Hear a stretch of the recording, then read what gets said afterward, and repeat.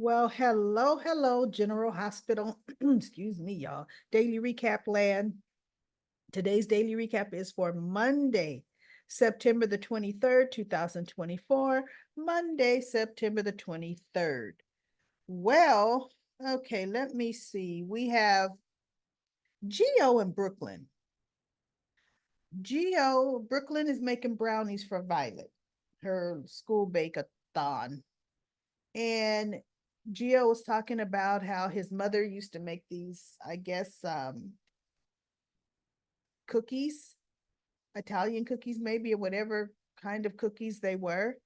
And he loved them. And Brooklyn's like, oh my goodness, she made the best cookies. And when she said, he goes, well, why wouldn't you just pick up some brownies on the way to the school? Why bake them, make them from scratch? And she says, I want Violet to know just how much she's loved by me personally making these. And he looked at her and he said, you sound just like my mother. And Brooklyn looked at him. He goes, my mother would say that. And I took a snip right as she had the strangest look, like, yeah, I know. Okay. Honestly, I think they are going to do the story. Geo is Brooklyn and Dante's child that was given up to this other couple that really, really wanted a child because Brooklyn was way too young.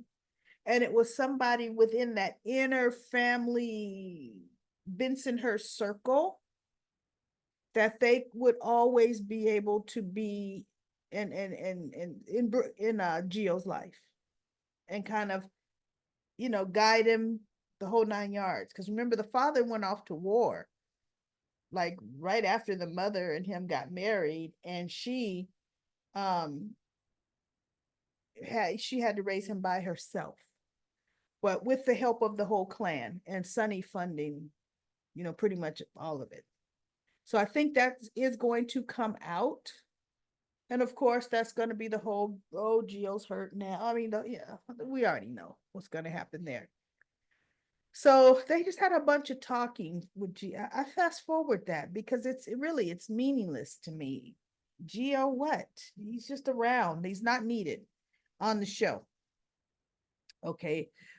Of course, Molly goes to that dive bar. Okay, Molly goes to the one that what I think is called the dog house, the road dog or something, right? Where fights break out and everything else. Because she wanted to have a drink. Now I could see why she wouldn't go to Charlie's, even though Christina is not at work. She just wanted to be way out the way, really, so TJ wouldn't bump into her. That's really what that's about. So she was looking at the baby's ultrasound picture and feeling really down. Um, she did call TJ to say, hey, I just wanted to hear your voice, but I guess you're in rounds. And of course, she didn't say where she was, right? Because she didn't want him to come find her. And TJ goes to see Curtis, and he ends up confiding in Curtis that pretty much he and Molly are like passing ships, you know, both of them diving into their work. And then when they do get home, each other is tired, and that's by design. He says, I mean, I find myself trying to see, is there an extra patient I need to see? Did I need to double check on somebody before I go home? He says, and then the drive home, I find myself tensing up because I don't know what I'm going to find at home. And Molly is just talking to Dex. And I said, see, they're going to put those two together. They are bumping into each other way too much. Now, Dex and Jocelyn are back together. Remember how Dex was just Mr. Puppy Dog? Jocelyn was working. Carly had two servers call in sick. So look, Jocelyn came in. She handled Kelly's all by herself. Boom, boom, boom. Of course, they had a cook, but she took over for both them servers. And when Carly came in, she even helped Carly close. Okay.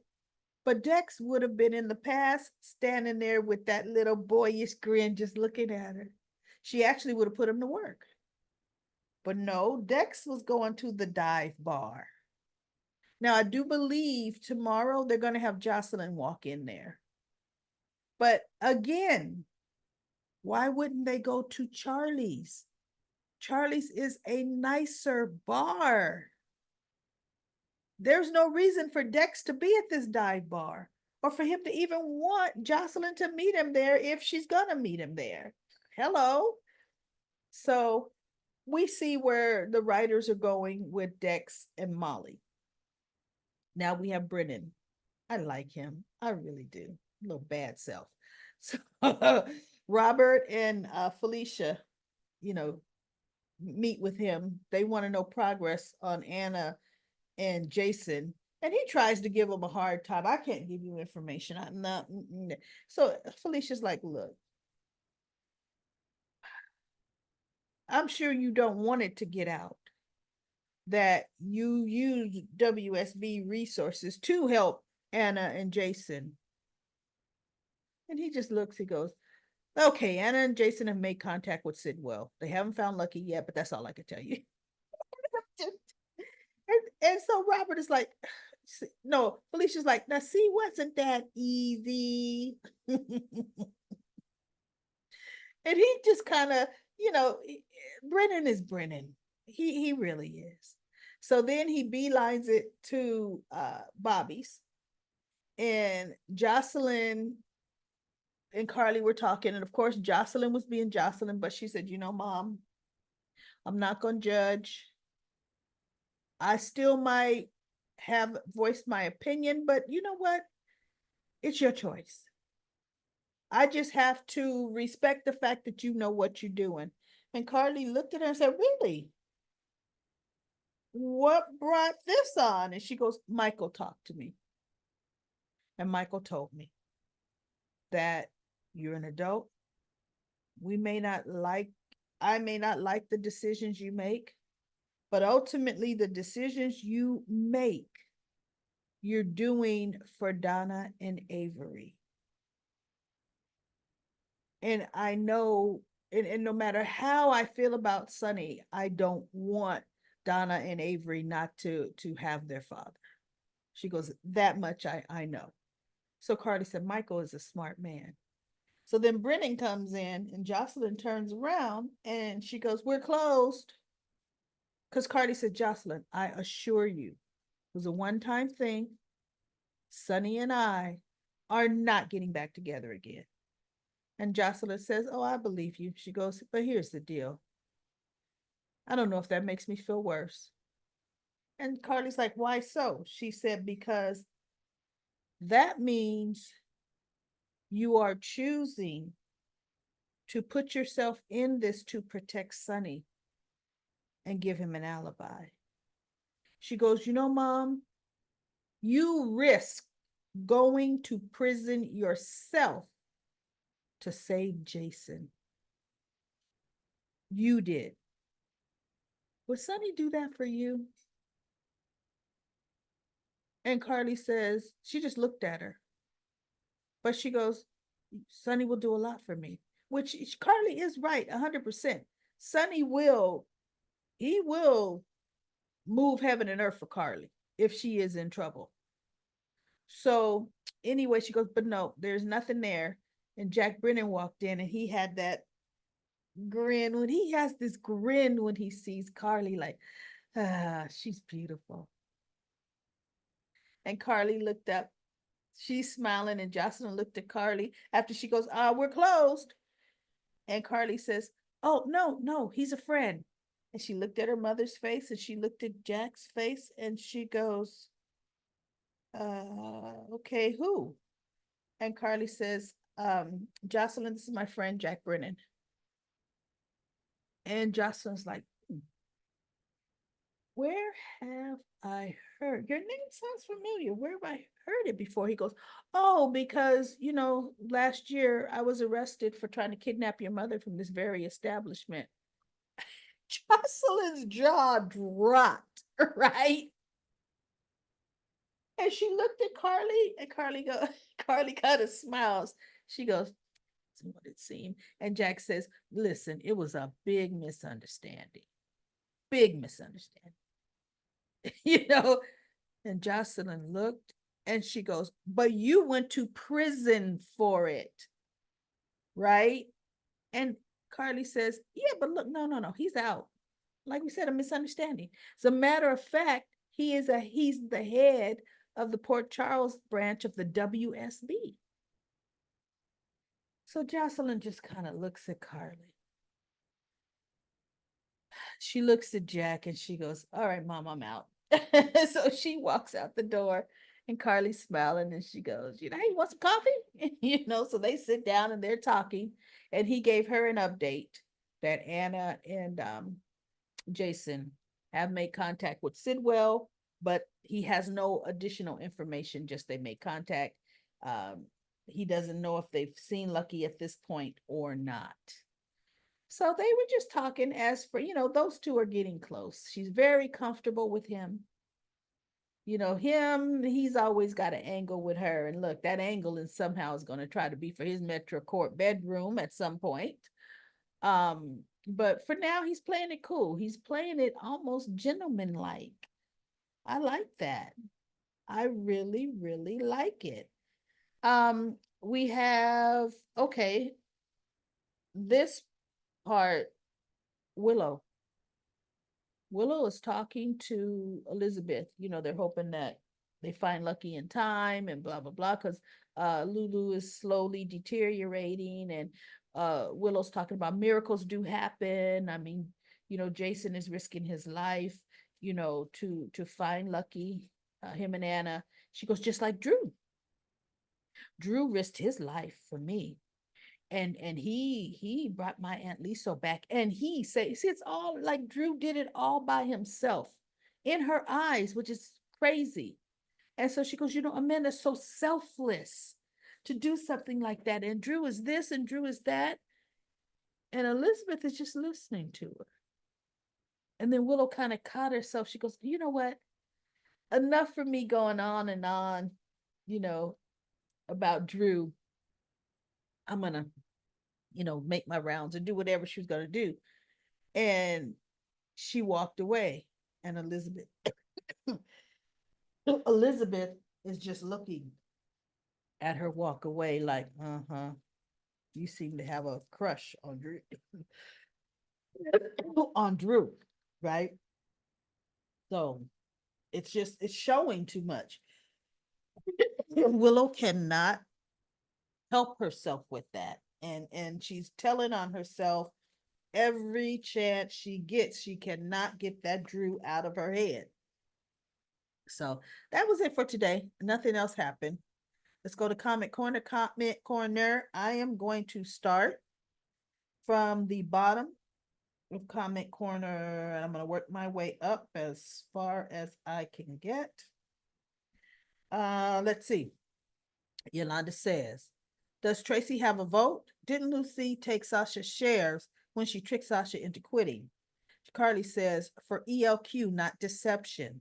Tracy has Lucy's 1% share of ELQ. Tracy should actually have more shares than that. Lucy's 1% was always the deciding vote. If ever there was a tiebreaker, that 1% could tip the scales. Tracy should still have her stock, and she always has Dylan, her son Dylan's stock proxy. Always. She just wanted that 1% back into the family. And then P. Merle says, from Drew's mouth, everyone, let's see if he can back up his words. Now, excuse me. Oh, my voice is starting to mess up. If only Willow could come to her senses and spare Michael a world of hurt. No, he won't. Mark says, no, he won't, because I don't know Michael stuff. He won't know, he doesn't know his own daughter. Oh, excuse me. He won't, because I don't know Michael's. because he doesn't know his own daughter. I don't understand that line. His campaign is over, and Willow will have to leave with him or be in the crazy house if Heather with like Heather, because she will see that Drew never loved her, nor has he ever said he loved her. See, she's imagining all this wonderful Drew stuff. Lucy says, so far so good, Anna and Holly, but Sidwell's army is everywhere. Yep. Lucy says, yay, thank you, Daily Recap Lady, for GH Comment Corner, Comment Corner. Next comment is from Denzel. Finally, Denzel, I was wondering what was up with you. Now, this is the kind of comments we're used to from Denzel. I'm going to read a paragraph of it. At this point, Ned just needs to remove Valentine out of ELQ since he is still on the run with his demon daughter, Charlotte. Thanks to Anna, which she shouldn't well, she should be fired still at the PCPD as the PCPD commissioner. But yeah, Ned shouldn't throw Michael's face about Kate's death, because it ain't Michael's responsibility for his dad Sonny killing Kate at all whatsoever, or blaming him, period. I understand Ned Miss Lois' old voice and all and all of that, because I miss the old Lois myself. She needs to get rid of the new accent because I don't like it. You know what? I like it. Um, and another thing, Ned, if Ned doesn't like Sonny and his history with Sonny, then that's Ned. And plus, he has a reason. He has a reason to. Okay.